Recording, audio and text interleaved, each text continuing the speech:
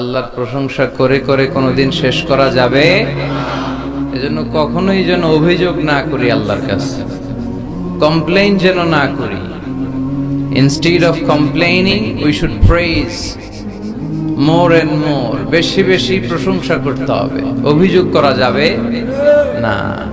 অনেকের অনেক দুঃখ, অভিযোগ যে আল্লাহ আমার এটা দিল না, ওইটা দিল না, আমার পাশে সে বড় হয়ে গেল, ও চাকরি পেয়ে গেল, ও ব্যবসায় উন্নতি করলো, ও ভিসা পাইলো, আমি পাইলাম না। আফসোস, ও আফসোস করতে করতে মরবে, ঠিক কি না? আর প্রশংসা যে করবে তাকে নেয়ামতের বাড়ি ধারা আরো বাড়িয়ে দিবে কে? এজন্য আফসোস করব না, প্রশংসা করব, অভিযোগ করব না, শুকরিয়া করব। আল্লাহ অনেক দিয়েছে, ঠিক কি না?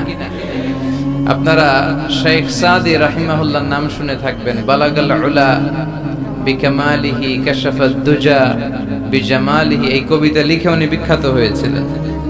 উনি পার্সিয়ান পয়েট, ইরানি একজন কবি। তো ওনার একবার আর্থিক সমস্যা যাচ্ছিল, দৈন্যতা যাচ্ছিল, টাকা পয়সা ছিল না, ফলে ওনার পায়ে দেওয়ার মতো জুতা ছিল না। তো খুব আফসোস করতেছে, হায় রে, আমি এত বড় কবি, আমার পায়ে দেওয়ার মতো জুতা নাই। আফসোস করে ঘর থেকে বের হলেন, দেখলেন এক ভিক্ষুক ভিক্ষা করছে, ওর পাই নাই। কি নাই? আর কবি সাহেবের কি নাই? ওনার জুতা নাই, এজন্য দুঃখ। বের হয়ে দেখে সাইল ভিক্ষুক, ওর পা নাই। এবার উনি সেজদায় পড়ে আল্লাহর ডেকে বলে, আল্লাহ শুকর আলহামদুলিল্লাহ, অনেক ভালো আছি। শুকর আলহামদুলিল্লাহ, বেশ ভালো আছি, অনেক সুখে আছি। এজন্য সুখ হচ্ছে আলহামদুলিল্লাহর ভিতরে। সুখ আছে কিসের ভিতরে?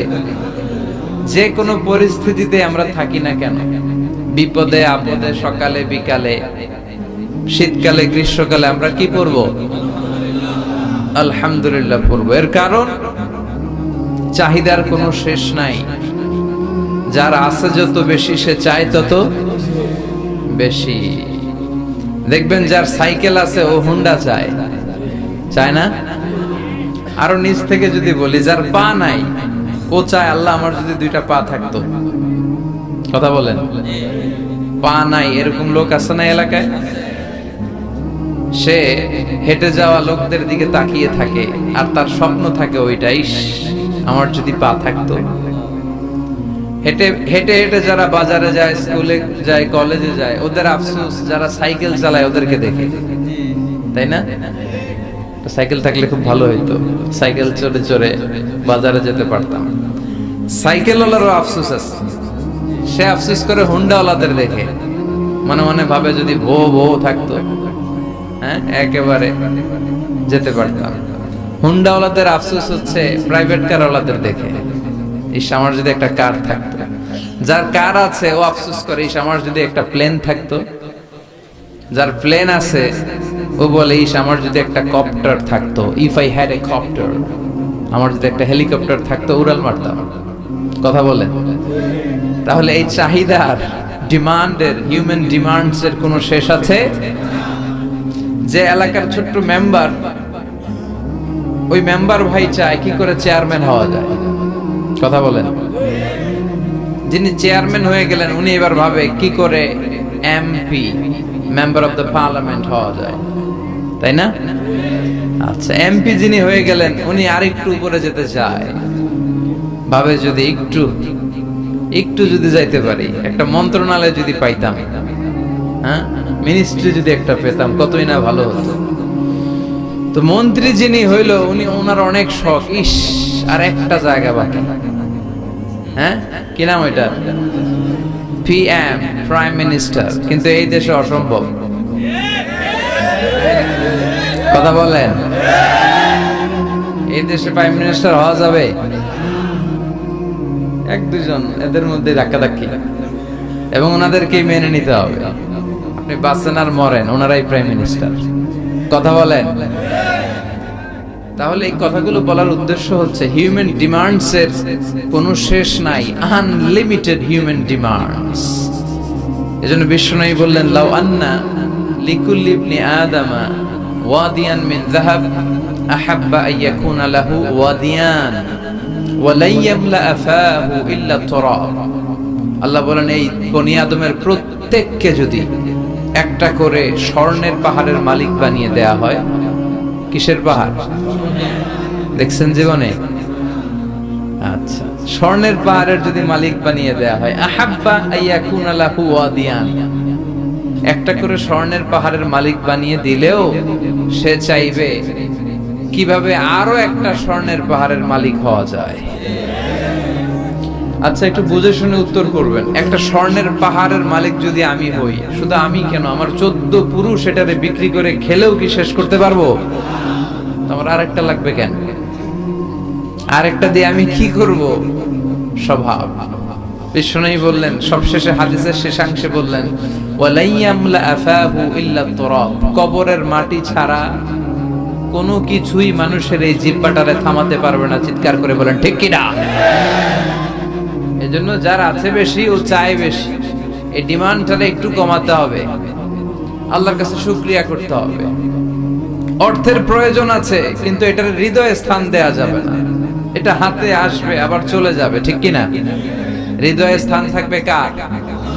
যাদের হৃদয়ে আছে আল্লাহর ভয়, তারা কবু পথ ভুলে যায় না। আল্লাহর প্রেম ছাড়া এই দুনিয়ায় কারো কাছে কোনো কিছু চায় না, ঠিক কি না? মুমিনের হৃদয়ে দরদ ভালোবাসা থাকবে একজনের জন্য। চিল্লায় বলেন তো তিনি কে? এজন্য আমরা যেন শুকরিয়া করি, আমরা যেন অভিযোগ না করি। দেখেন, আমরা যদি জিজ্ঞেস করি ভাই আপনি কি চান, কি লাগবে আপনার, কার কি লাগবে, একজন বলবে আমি এটা চাই, আমার এটা নাই, আমি ওইটা চাই, ওইটা চাই, কত কিছু লাগবে আমাদের। কিন্তু ঠিক এই মুহূর্তে যে লোকটা হসপিটালের বেডে শুয়ে আছে, ক্যান্সারে আক্রান্ত, ক্যান্সার যার নেই কোনো অ্যান্সার, ওরে যদি জিজ্ঞেস করেন ও বলবে আমার কিচ্ছু লাগবে না, আমি শুধু বাঁচতে চাই। ও কি চায়? আর আমরা অনেক কিছু চাই। এজন্য আমরা শুকরিয়া করব বেশি বেশি। শুকরিয়া করলে বাড়িয়ে দেয় কে? বিশ্বনবী দোয়া করতেন, আল্লাহুম্মা জাআলনি সাবুরা ওয়া জাআলনি শাকুরা ওয়া জাআলনি ফি আইনি সাগীরা ওয়া ফি আ'ইউনিন নাসি কাবীরা। আল্লাহ আপনি আমারে ধৈর্যশীল বানান, আপনি আমারে শুকরগুজার বান্দা বানান। আল্লাহ আমার চোখে আপনি আমারে ছোট বানান, গোটা বিশ্বের মানুষের চোখে আপনি আমারে বড় বানান। সবাই পড়ি আমিন। এজন্য সব সময় প্রশংসা করব কার? কম কম না বেশি বেশি? সব সময় শুকরিয়া করতে রাজি আছি তো? আল্লাহ সব সময় যেন আমরা তোমার শুকরিয়া করতে পারি, তুমি তৌফিক দাও। আরো জোরে পড়ব সবাই আমিন। আড়াইবাড়ি দরবার শরীফের পীরে কামেল আল্লামা মুহাম্মদ গোলাম হাক্কানি রাহিমাহুল্লাহ, আল্লাহ ওনার কবরটাকে তুমি নূর দিয়ে পরিপূর্ণ করো। আল্লামা মুহাম্মদ গোলাম হাক্কানি রাহিমাহুল্লাহ কমপ্লেক্সের শুভ উদ্বোধন ও তাফসীরুল কোরআনের প্রোগ্রাম। স্থান হচ্ছে মেটংঘর ভুইয়াবাড়ি প্রাঙ্গণ, থানা হচ্ছে বাঙ্গোরা বাজার, উপজেলা মুরাদনগর, জেলা কুমিল্লা। আপনারা শুনেছেন যে আমার দাদার বাড়ি এখানে মুরাদনগরে পরমতলাতে। আলহামদুলিল্লাহ, জীবনে এসেছিলাম কয়েকবার, খুব বেশি আসা হয় না। আমার জন্ম হয়েছে আবার ঢাকায়, ঢাকার ডেমরা থানায়। আমার জন্মের অনেক আগ থেকে আব্বা আম্মা ওইখানে থাকে, ফলে আমি হয়ে গেছি ঢাকাইয়া। ঢাকাইয়াও হয়েছি, আবার কুমিল্লারও রয়ে গেছি, মানে কুমিল্লাতে আবার বিয়ে করছি। এই যে আমার নানা শ্বশুর, 20 বছর হচ্ছেন আমার নানা শ্বশুর। তো এই জন্য অনেকেই আমার পরিচয় নিয়ে খুব কনফিউশনে পড়ে, আসলে আমি কি কুমিল্লার না ঢাকার। আমি বলি দুইটারই, কুমিল্লাও আমার বাড়ি, ঢাকাও আমার বাড়ি। ঢাকা আমার জন্মস্থান, আর কুমিল্লা আমার দাদার বাড়ি। আজকের এই প্রোগ্রামের সভাপতি হচ্ছেন আল্লামা মোহাম্মদ গোলাম সরোয়ার সাইদি পীর সাহেব আড়াইবাড়ি দরবার শরীফ ও অধ্যক্ষ আড়াইবাড়ি ইসলামিয়া সাইদিয়া কামিল মাদ্রাসা। আমার মাথার তাজ, মুহতারামি ও মুকাররমি, আমার প্রিয় নানা ভাই চমৎকার কথা বলছিলেন, খুব গুছিয়ে কথা বলেন, অল্প কথা বলেন, বেশি বলেন না, কিন্তু যেখানে বলা দরকার ওইটাই বলেন, যা বলা দরকার তাই বলেন, ঠিক কিনা? পীর হতে হলে এমন পীর হওয়া দরকার।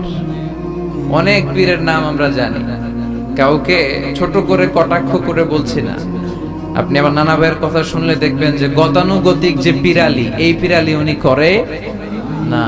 কোরআন সুন্নাহকে আধুনিক ভাবে মানুষের কাছে পৌঁছে দিতে চায়, জোর করে কাউরে মুরিদ বানাতে চায় না। ওনার কাছে মুরিদ হতে আসলেও উনি বানাইতে চায় না, আগে অন টেস্ট করে, পরীক্ষায় রাখে যে আপনি এই বাজে অভ্যাসগুলো ছাড়তে পারবেন কিনা, এগুলো করতে পারবেন কিনা। এবং নানা ভাই মনে করে ওনার হাতে হাত রেখে কেউ বায়াত হওয়া মানে ওনার রেসপন্সিবিলিটি অনেক বেড়ে গেল। উনি এই রেসপন্সিবিলিটি থেকে মুক্তি চায়, উনি বানাতে চায় না। তো এইরকম পীর থাকার দরকার আছে না নাই, যিনি আল্লাহর ভয়ে সব সময় তটস্থ থাকে। আল্লাহ তুমি আমার নানা ভাইকে ইসলামের জন্য কবুল করো, কোরআনের জন্য কবুল করো, নেক হায়াত দারাজ করো। কোরআন সুন্নাহর কথাগুলো তিনি যেমন ভাবে প্রকাশ করে যাচ্ছেন, আমরণ যেন আপসহীন ভাবে কোরআন সুন্নাহর কথা প্রকাশ করতে পারে। আল্লাহ তুমি তৌফিক দাও। আল্লাহর কাছে কামনা করছি যে অল্প কিছু সময় আমরা কথা শুনবো, সরাসরি কোরআন থেকে শুনবো, পড়ি ইনশাআল্লাহ। কোরআন থেকে কথা শোনার সবচেয়ে বড় একটা ফজিলত হচ্ছে এই কথার মধ্যে কোনো গোজামিল নাই, কোনো ভুল নাই, কোনো সন্দেহ নাই। চিল্লায় বলেন ঠিক কিনা? এবং কেউ কি এই কোরআনের ব্যাপারে কোনো সন্দেহ, কোনো ভুল, কোনো ইনকনসিস্টেন্সি প্রমাণ দিতে পেরেছে? পারে নাই, পারবেও না। This is the book whereof there is no doubt, no suspicion in it, and a guidance to those who are muttaqin. Allah বললেন যালিকাল কিতাব লা রাইবা ফি হুদাল লিল মুত্তাকিন। এটা এমন বই যে বইয়ে কোনো ভুল নাই, কোনো সন্দেহ নাই, এবং মুত্তাকিনদের জন্য হেদায়েতের গাইড বুক করে এই বইটারে পাঠালো কে? এজন্য এই বইটা আমরা বুক সেলফের একেবারে উপরের তাকে রাখবো, যাতে ধুলা বালি আর মাকড়সার বাসা এটা ময়লা হয়ে থাকে। হ্যাঁ, কোথায় রাখবেন? একেবারে হাতের কাছে রাখবো, হাতের কাছে রাখবো। পৃথিবীর সবচাইতে নন্দিত এই কিতাবটা আজকে সবচাইতে বেশি নিগৃহীত, উপেক্ষিত। বুক সেলফে রাখে, তাও একেবারে উপরের তাকে, কারণ বছরে 1-2 বার কামে লাগে। কেউ মরলে, কথা বলে, মারা গেছে, এখন সামনে বসে বসে কোরআন তেলাওয়াত করতে হবে। কোরআন এসেছে জীবিত মানুষদের জন্য। কোরআন নিজেও জীবিত কিতাব, আলোকিত করেও জীবিতদেরকে। চিল্লায় বলেন ঠিক কিনা? কিতাবুন হাই, জীবিত কিতাব, ওয়াকিং এনসাইক্লোপিডিয়া, চলমান বিশ্বকোষ। যাই জিজ্ঞেস করবেন তথ্যের সম্ভার, তথ্য উপাত্ত আর ইনফরমেশন এই কোরআনের ভেতরে আছে না নাই? মানব সমস্যার সব সমাধান আছে। এজন্য এই বইটাকে বলা হয় দ্য প্রবলেম সলভিং মেথডোলজি। এই কোরআন আপনার সব প্রবলেমকে সলভ করে দেয়। It's not a problem creating methodology. এটা জীবনের কোথাও সমস্যা বাধায় না। কোরআন কোথাও সমস্যা লাগায়?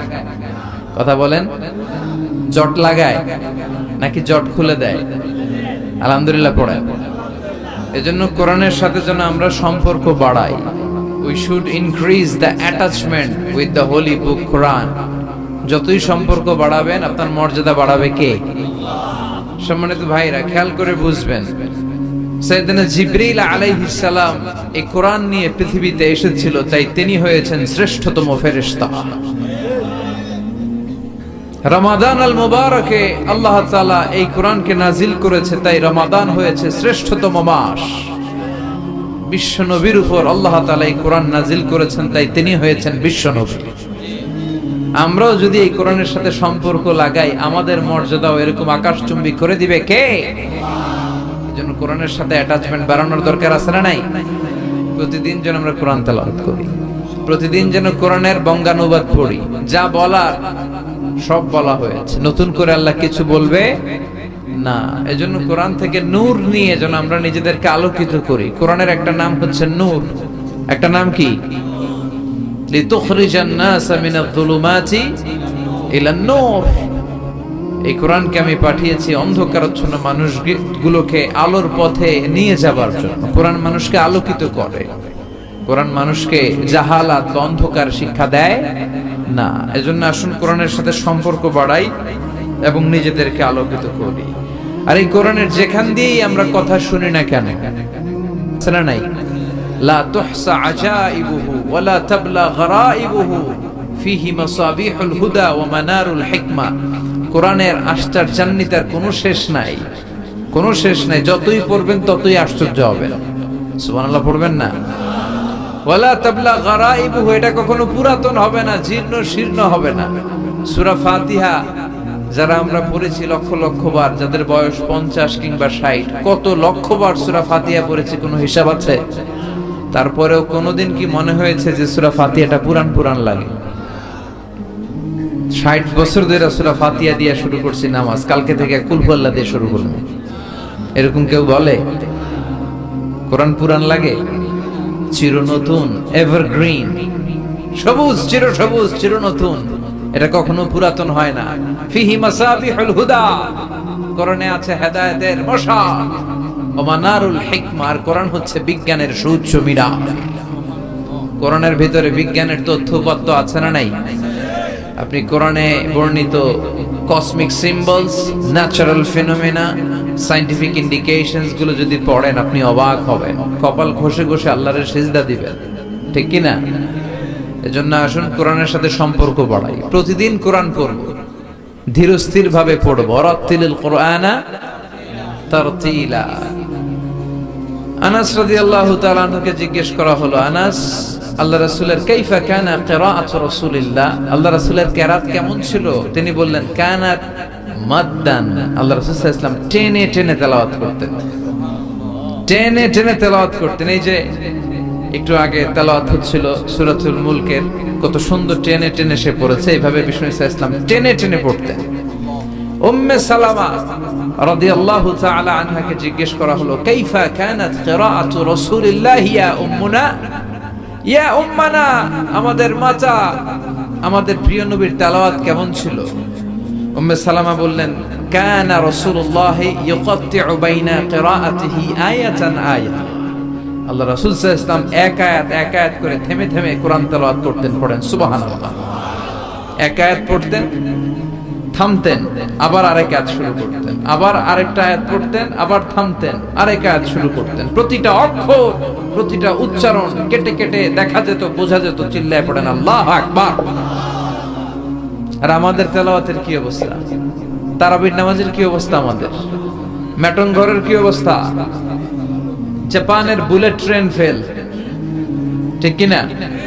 কোন দিক দিয়ে আযাবের আয়াত যায়, কোন দিক দিয়ে জান্নাতের আয়াত যায়, কোন দিক দিয়ে সূরা ইয়াসিন গেল, কোন দিক দিয়ে আর রহমান গেল, কোথায় সূরা ইউসুফ গেল, কেউই টের পায় না। রুব্বা খারিলিল কুরআন ওয়াল কুরআনু ইয়ালআনুহু, কোরআনের অনেক কারি আছে, তেলাওয়াতকারী আছে, আবৃত্তিকারী আছে, যাদেরকে কোরআন রহমত, মার্সি এন্ড ব্লেসিংস